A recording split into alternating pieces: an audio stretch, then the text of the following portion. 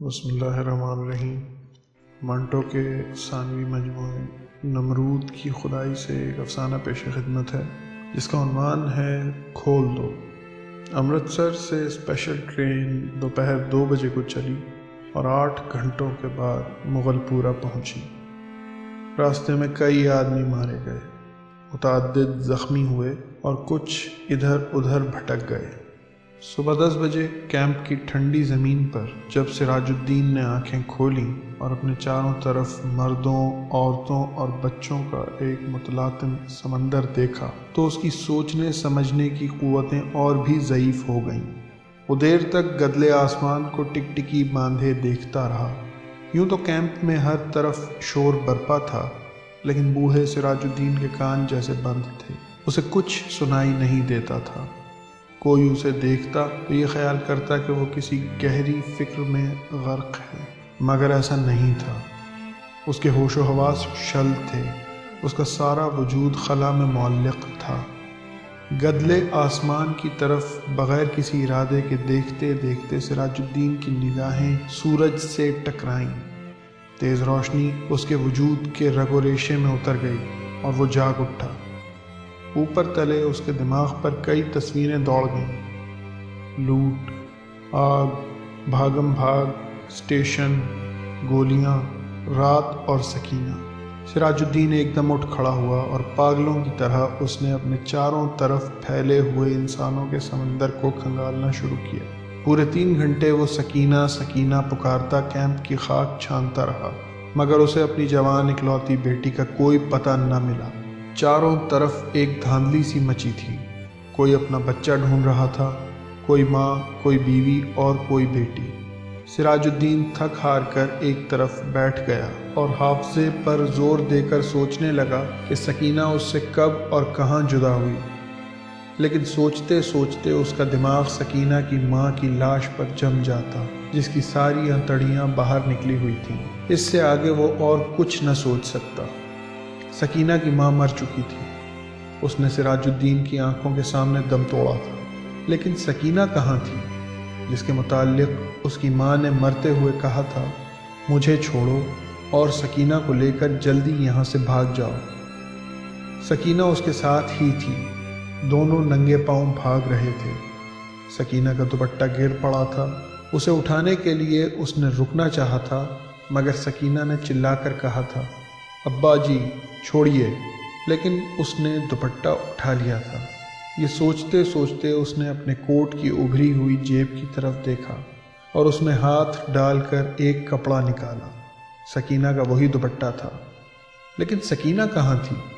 سراج الدین نے اپنے تھکے ہوئے دماغ پر بہت زور دیا، مگر وہ کسی نتیجہ پر نہ پہنچ سکا۔ کیا وہ سکینہ کو اپنے ساتھ اسٹیشن تک لے آیا تھا؟ کیا وہ اس کے ساتھ ہی گاڑی میں سوار تھی؟ راستہ میں جب گاڑی روکی گئی تھی اور بلوائی اندر گھس آئے تھے تو کیا وہ بے ہوش ہو گیا تھا جو وہ سکینہ کو اٹھا کر لے گئے؟ سراج الدین کے دماغ میں سوال ہی سوال تھے، جواب کوئی بھی نہیں تھا۔ اس کو ہمدردی کی ضرورت تھی، لیکن چاروں طرف جتنے بھی انسان پھیلے ہوئے تھے سب کو ہمدردی کی ضرورت تھی۔ سراج الدین نے رونا چاہا، مگر آنکھوں نے اس کی مدد نہ کی، آنسو جانے کہاں غائب ہو گئے تھے۔ 6 روز کے بعد جب ہوش و حواس کسی قدر درست ہوئے تو سراج ان لوگوں سے ملا جو اس کی مدد کرنے کے لیے تیار تھے۔ 8 نوجوان تھے جن کے پاس لاری تھی، بندوقیں تھیں۔ سراج الدین نے ان کو لاکھ لاکھ دعائیں دیں اور سکینہ کا حلیہ بتایا۔ گورا رنگ ہے اور بہت ہی خوبصورت ہے، مجھ پر نہیں اپنی ماں پر تھی۔ عمر 17 برس کے قریب ہے، آنکھیں بڑی بڑی، بال سیاہ، تہنے گال پر موٹا سا تل۔